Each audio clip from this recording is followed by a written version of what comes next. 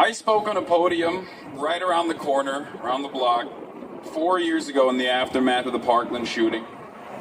And I look back at that video earlier this morning, and I hate to be the bearer of bad news, but I had a lot more hope back then.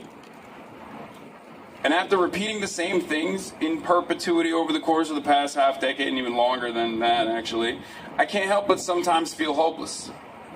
So I'm not going to feed you false promises, but instead try to identify the reason for America's unique gun problem, which often feels like a natural disaster due to political inaction from Congress and the Republican media apparatus that treats every mass shooting like inevitable, unavoidable acts of God. But I will also tell you what is to be done. But first I want to answer why. Why are so many Americans in love with their guns? I mean, we're in California, so it's a little bit different, but some will tell you it's for home defense or for stopping tyranny, even though tyranny is here. I haven't seen anybody stopping it. But the real answer is simple. It's because we, Americans, love our treats and we love our toys. We here in the United States live increasingly isolated lives, desperate for a sense of community, shared perspective, and belonging.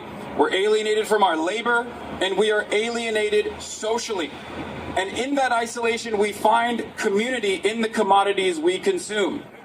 Our consumption choices become our primary cultural signifiers. Some of you like Funko Pops. Some of you like the Marvel Cinematic Universe. And others find that same sense of community in guns, unfortunately. The problem is, Funko Pops don't cause nearly 40,000 deaths a year. There's no Funko Pop manufacturing business that's pushing for a specific one that makes it easier to kill multiple people because it's the coolest looking one, according to all the consumers, the most popular one, with the most customization options, so it makes the most money. There's no toy lobby that raffles away the exact same banned toy right after 19 kids are slaughtered with it, offering it like a mass shooting starter pack. Now, the reason why I mention this is because the problem goes beyond just NRA dollars, because we talk about the NRA all the time. I mean, fuck the NRA, obviously.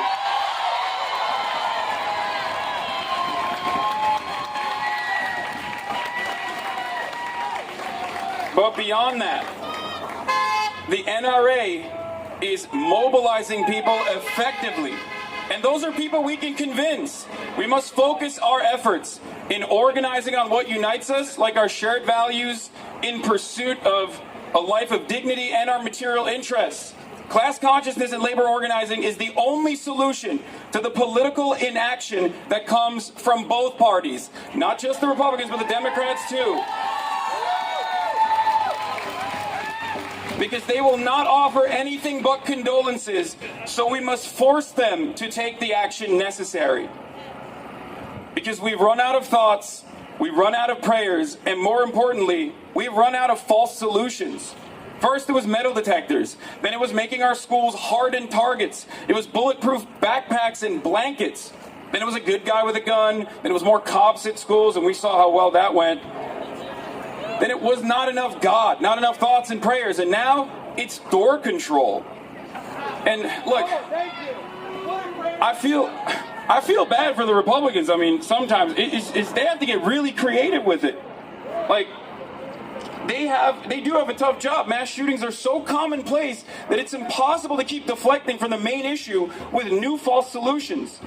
They're looking for increasingly stupid reasons because they don't want to admit the problem is easily accessible, broadly available guns.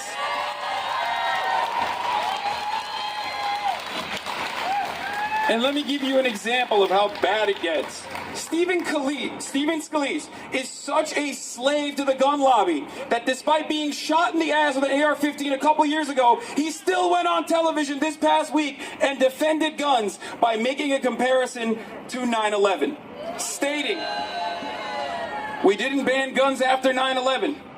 That's what he said, or ban planes after 9/11. That's what Stephen Scalise said. And he's right. We didn't ban planes, but we sure made it a lot harder to get on one.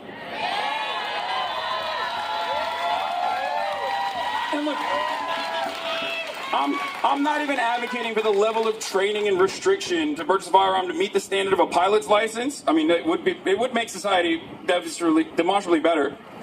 But it should be similar to a driver's license at the very least. If you want to use a gun for home defense, you should be able to demonstrate that you are properly trained. If you want to use it for hunting, you already have to get a license for that. You have to get a license for hunting, and it's far easier to get a gun than it is to get a license for hunting.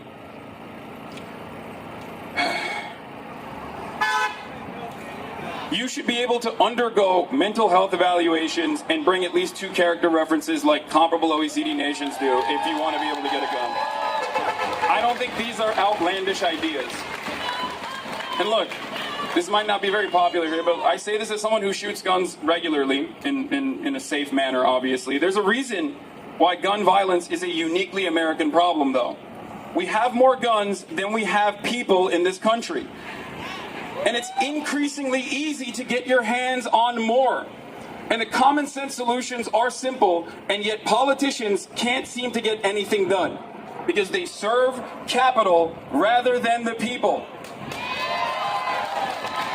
They put the profits of the gun manufacturers above the lives of innocent children.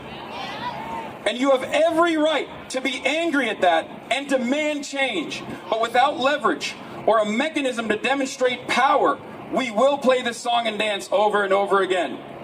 So the solution comes from organizing, not just at the street level, but organizing at the workplace where capital consolidates and controls all of our lives.